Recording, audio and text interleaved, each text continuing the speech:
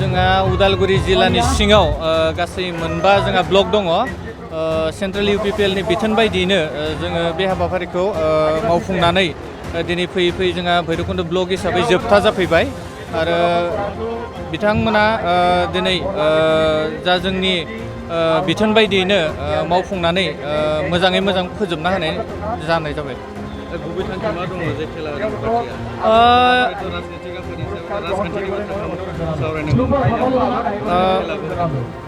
UPPL हिसाबै जोंहा जोंनि जाखांबोफुनाय इयुन जोलैफोरखौ गासै बिथिङावनो जोङो जौगाहोनो थाखाय जोङो नाजादों।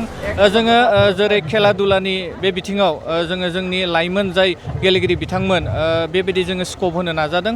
इयुनाव जाहाथे बिथांमोना बेबायदि स्कपखौ मोननानै गोजौ थाखोआव जाहाथे बिथांमोना दावगानो हायो। माबायदि स्कप होनो नाजादों दिनै? जोङो दिनै UPPL हानजा हिसाबै जोङो 6 सिडुलाव जोंहा फैबाय थानाय समाव जोङो गासै जोंनि 6 सिडुलफोरनि टिम लानानै जोङो बेबायदि जोङो मेच जोङो जोंनि UPPLआ जोङो फाथिनो नाजादों। बेयावहाय थिग बेबायदिनो जोङो जोंनि इयुन जोलैफोराखौ जोंनि बे ओनसोलफोरनिफ्राय जोङो सेलेक्सन खालामनानै बिथांमोनखौ मोजां मोजां प्लेटफर्मखौ जोङो होनानै जाहाथे जोंनि 6 सिडुल बे BTR ओनसोलावबो जोङो मोजां मोजां गेलेगिरिफोरखौ मोननो हायो आरो बिथांमोनखौ जोंनि ISL बा I League बेफोरबायदि टिमाव जोङो सासे गेलेगिरि मोजां गेलेगिरि हिसाबै BTR निफ्राय जोङो दैथायहरनो हायो। बिनि थाखाय जोङो पार्टि हिसाबै बा लाइमोन हिसाबै जोङो बेखौ राहा लानायखौ जोङो लुबैदों।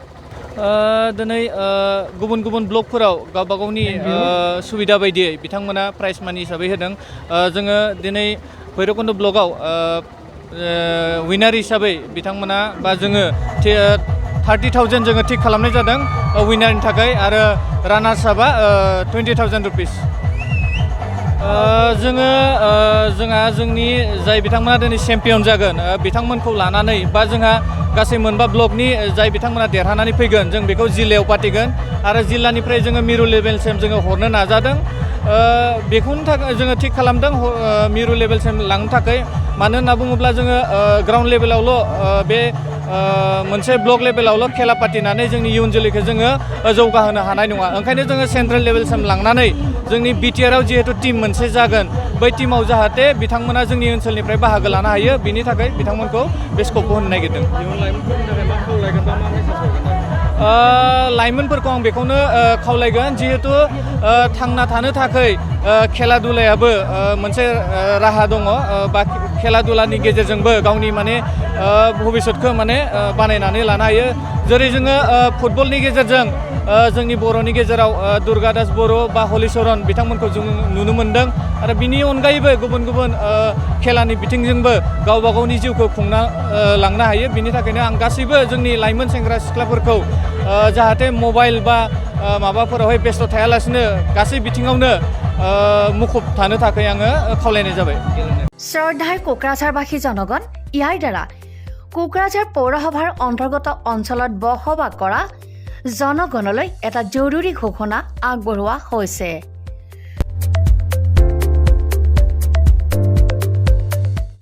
কোকৰাঝাৰ পৌৰসভাৰ অধীনত প্ৰপাৰ্টি বা হোল্ডিং টেক্সৰ সেল্ফ এছেছমেণ্ট আৰু ৰি এছেছমেণ্টৰ কাম পূৰ্ণ গতিত চলি আছে।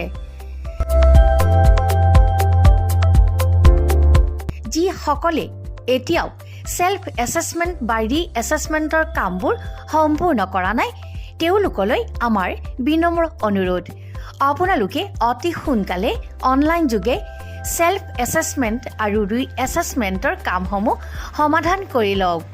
তাৰ বাবে আপোনালোকে অনলাইন যোগে প্লে ষ্ট'ৰলৈ গৈ আছাম প্ৰপাৰ্টি টেক্স এপছটো ডাউনলোড কৰি এই এপছৰ দ্বাৰাই আপোনালোকৰ আধৰুৱা কামবোৰ সম্পূৰ্ণ কৰি ল'ব পাৰিব।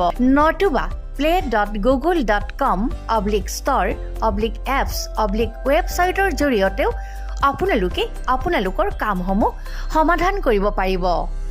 যদিহে আপোনাৰ অনলাইন যোগে আধৰুৱা কামবোৰ কৰিবলৈ অসুবিধা পাইছে তেতিয়াহ'লে আপোনালোকে কোকৰাঝাৰ পৌৰসভাৰ কাৰ্যালয়লৈ গৈ ৱাৰ্ড কমিছনাৰৰ পৰা প্ৰয়োজনীয় আবেদন পত্ৰ অৰ্থাৎ ফৰ্মসমূহ সোনকালে সংগ্ৰহ কৰি লওক।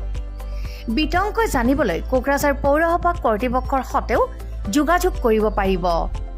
ইতিমধ্যে আপোনালোকৰ সহায়ৰ বাবে মেগা কেম্প কাৰ্যসূচী অনুষ্ঠিত কৰি থকা হৈছে।